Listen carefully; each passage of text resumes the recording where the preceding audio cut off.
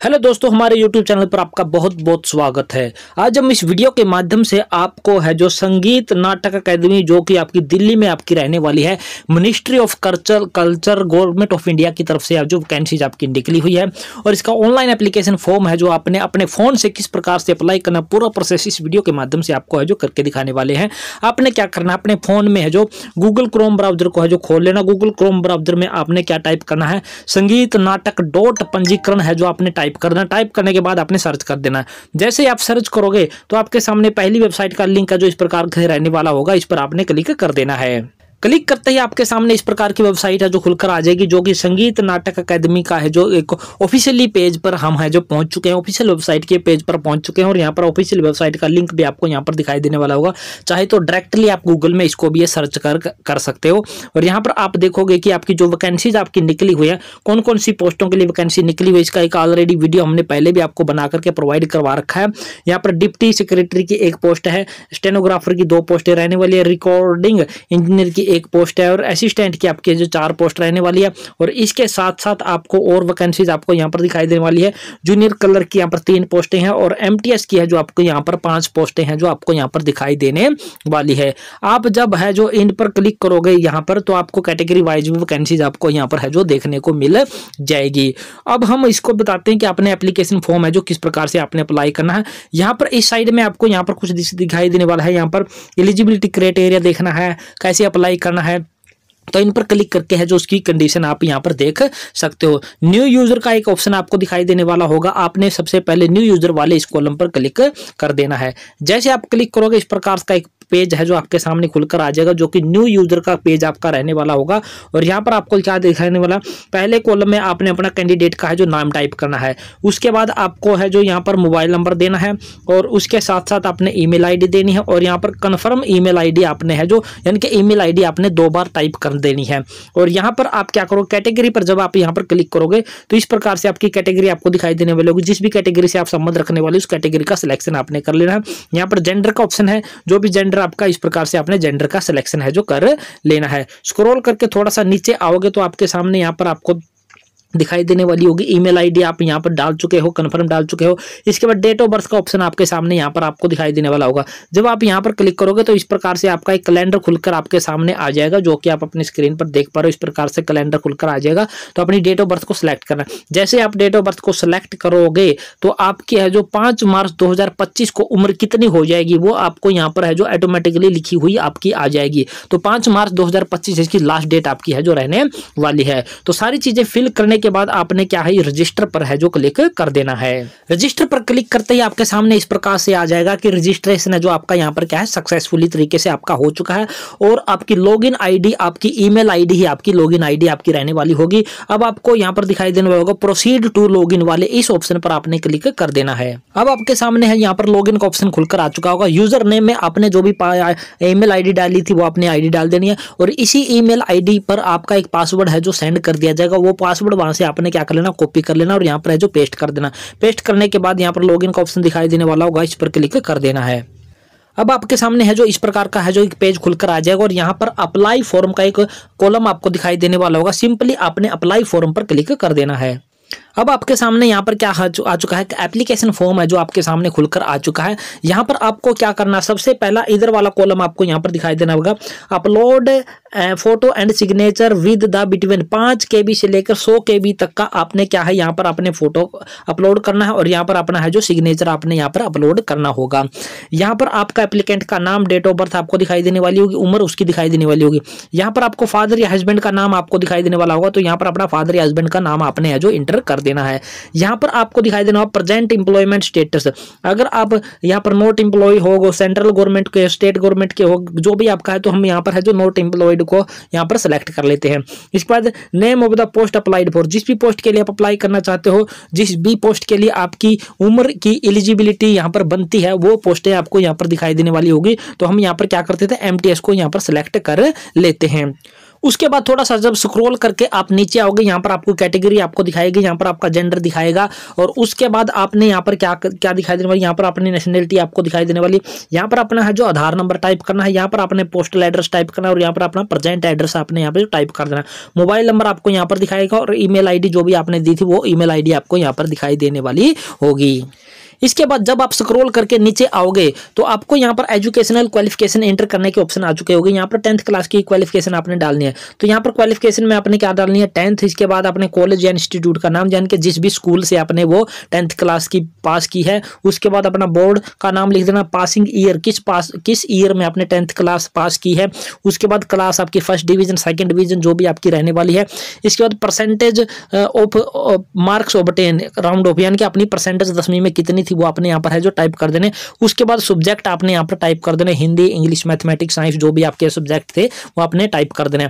इसके अलावा आपके पास इनके अलावा भी +2 की डिटेल है तो सेम टू सेम इसी प्रकार से +2 की देनी है। ग्रेजुएशन है तो ग्रेजुएशन की दे देनी है, पोस्ट ग्रेजुएशन है तो पोस्ट ग्रेजुएशन की डायरेक्ट। इसके बाद जितनी भी क्वालिफिकेशन आपके पास अवेलेबल है वो सारी की सारी इस प्रकार से एक एक कॉलम में आपने है जो फिल कर देनी है। स्क्रॉल करके थोड़ा सा नीचे जब आओगे तो आपके सामने यहाँ पर है जो क्या कॉलम दिखाई देने वाले वो आप यहाँ पर देख सकते हो। Detail of employment if any, अगर आपके पास कोई गवर्नमेंट एम्प्लॉय होने का पहले से कोई एक्सपीरियंस वगैरह है तो आपने यहाँ पर है जो एक्सपीरियंस अपनी देनी है। जैसे कि experience number 1 office institute name, जहाँ पर भी आपने काम किया है, किस पोस्ट पर काम किया है, कब से कब तक काम किया है और पे स्केल आपका क्या था, नेचर ऑफ ड्यूटी आपका क्या था। ये आपका पहला एक्सपीरियंस है, दूसरा एक्सपीरियंस है, तीसरा एक्सपीरियंस है, चौथा, जितने भी एक्सपीरियंस है उन सभी की डिटेल है जो आप यहाँ पर 1 by 1 है यहाँ पर इंटर कर सकते हो। इसके बाद और स्क्रॉल करके नीचे आओगे तो यहाँ पर आपको दिखाई देने वाला होगा क्या टोटल एक्सपीरियंस आपका कितना बनता है वो आपको यहाँ पर दिखाई देना।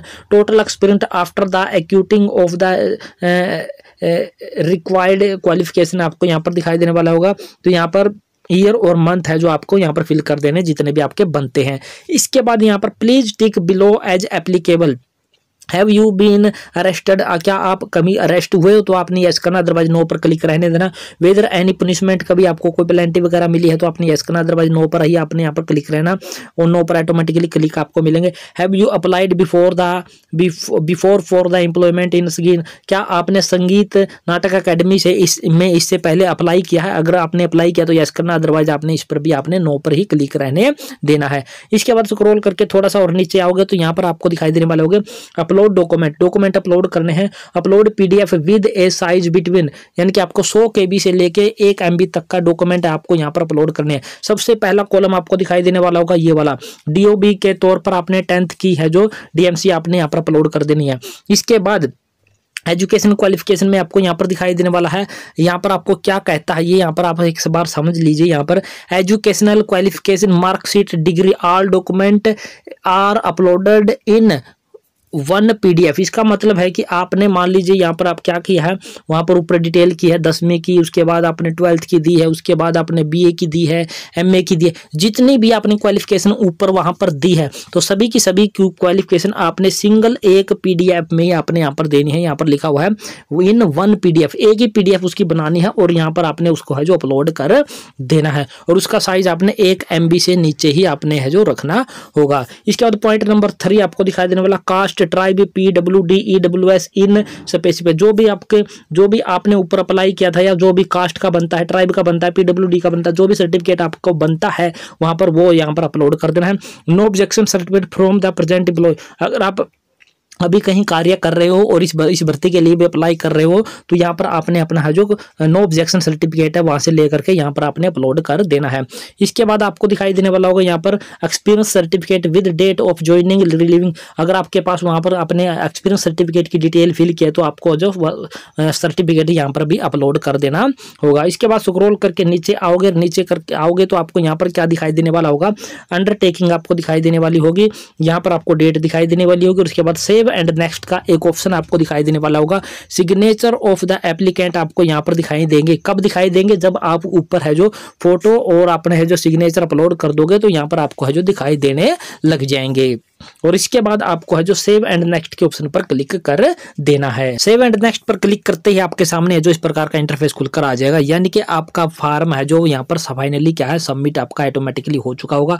यहाँ पर सीरियल नंबर आपको दिखाई देने वाला होगा, यहाँ पर आपको अप्लाइड फॉर पोस्ट दिखाएगा, यहाँ पर कैंडिडेट का नाम दिखाएगा, यहाँ पर कॉन्टैक्ट नंबर, ईमेल आईडी और जेंडर दिखाएगा। और उसके बाद पेमेंट स्टेटस यहाँ पर एनए क्यों दिखा रहा है ये भी हम आपको यहाँ पर बता देते हैं। यहाँ पर आपको क्लियरली लिखा हुआ दिखाई देने वाला होगा, यहाँ पर लिखा है please make payment only from laptop. यहाँ पर फीस क्यों नहीं लग रही है, क्योंकि ये जो हमारा कैंडिडेट था ये हमारा जो एससी कैंडिडेट था और उसके साथ साथ हमारा क्या था एक फीमेल भी साथ में क्या था कैंडिडेट था। तो एससी की है जो इसमें किसी भी प्रकार की कोई और फीमेल कैंडिडेट की किसी प्रकार की कोई फीस नहीं लगने वाली है, तो यहाँ पर फीस पेमेंट करने का कोई ऑप्शन नहीं आया है।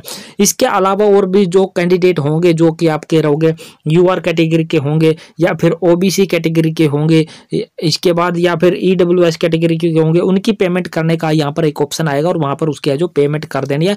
पेमेंट करने के बाद है जो आपके सामने इस प्रकार का इंटरफेस खुलकर आएगा और यहाँ पर आपको दिखाई देने वाला होगा व्यू। जब आप व्यू पर क्लिक करोगे तो आपका है जो प्रिंट आउट है वो आपका यहाँ पर खुलकर आ जाएगा। जैसे हमने व्यू पर क्लिक किया तो हमारे पास है जो हमारा एप्लीकेशन फॉर्म है जो इस प्रकार से हमारा है जो खुलकर आ चुका है। और यहाँ पर क्या दिखाई देने वाला होगा, यहाँ पर कैंडिडेट का फोटो दिखाएगा, यहाँ पर सिग्नेचर दिखाएगा और यहाँ पर उसकी है जो पोस्ट है, उसका नाम है, उसकी date of birth, father name है, उसकी उम्र है, उसकी कास्ट है, उसका जेंडर, सारी चीजें आपको है जो यहाँ पर है जो इस एप्लीकेशन फॉर्म पर आपको है जो दिखाई देने वाली होगी। और यहाँ पर प्रिंट का ऑप्शन आपको दिखाई देने वाला होगा। जब आप इस प्रिंट पर क्लिक करोगे तो इसकी एक पीडीएफ है जो डाउनलोड है जो आपके पास हो जाएगी, उसको आपने क्या करना है संभाल के है जो आपने रख लेना है। इसके बाद नीचे भी हम आपको दिखा देते हैं कि इसमें क्या क्या चीजें हैं जो आपको दिखाई देने वाली होंगी। इसके बाद जब आप स्क्रॉल करके नीचे आओगे तो जितनी भी एप्लीकेशन फॉर्म में आपने डिटेलें फिल की थी वो सारी की सारी आपको यहाँ पर दिखाई देने वाली होगी। जो जो डॉक्यूमेंट आपने अपलोड किए थे वो यहाँ पर आपको पीडीएफ फॉर्म के रूप में आपको दिखाई देने वाले होंगे। इन पर क्लिक करके जो आपने है जो उन फॉर्म को आप देख भी सकते हो कि जो जो पीडीएफ आपने अपलोड किया वो आपने सही किया है या फिर गलत किया है। और इसका जो प्रिंट आउट लेने का ऑप्शन हमने आपको ऊपर बता ही दिया कि आपने प्रिंट आउट है जो इस प्रकार इसका है जो किस प्रकार से आपने ले लेना है। तो दोस्तों ये था पूरा प्रोसेस आपका जो कि आपका रहने वाला था संगीत नाटक अकादमी में जो आपकी भिन्न भिन्न पदों पर वैकेंसीज आपकी आई हुई है उसका ऑनलाइन एप्लीकेशन फॉर्म आपने अपने फोन की सहायता से घर बैठे किस प्रकार से बिल्कुल फ्री में अप्लाई करना, पूरा प्रोसेस हमने फोन से आपको जो करके दिखा दिया। और आशा करते हैं हमारे द्वारा दिखाई गई पूरी प्रक्रिया आपको पसंद आई होगी। पसंद आई तो हमारे चैनल को आपने क्या कर देना, सब्सक्राइब कर देना है। सब्सक्राइब करने के साथ साथ वीडियो को अपने दोस्तों मित्रों के साथ आपने शेयर जरूर कर देना है। तो जय हिंद, जय भारत दोस्तों।